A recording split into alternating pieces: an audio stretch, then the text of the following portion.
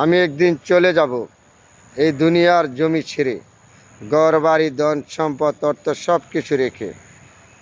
কেন আমি গায়ের জোর, ক্ষমতার জোর, টাকার জোর এইভাবে মানুষের সাথে অপব্যবহার করি?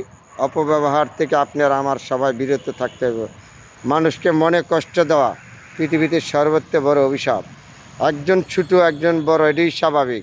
তাহলে ছোটোদেরকে যে আপনি নির্মমভাবে এইভাবে অত্যাচার করবেন, আঘাত করবেন, আপনার গায়ের জোর টাকার জোর থেকে এগুলিতে বিরত থাকা আপনার জন্য আমার জন্য মঙ্গলজনক।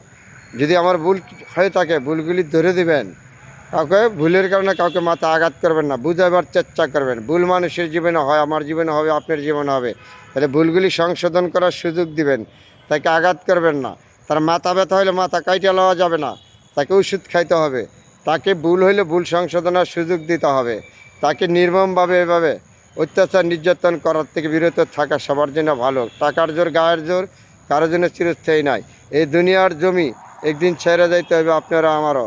চিন্তা করেন, কিচ্ছু না, একটা সময় আসবে পরের বলে বল না, আপনি নিজের বলে বল। আপনি নিজে যা করবেন তাহলে সর্ব থেকে শক্তি।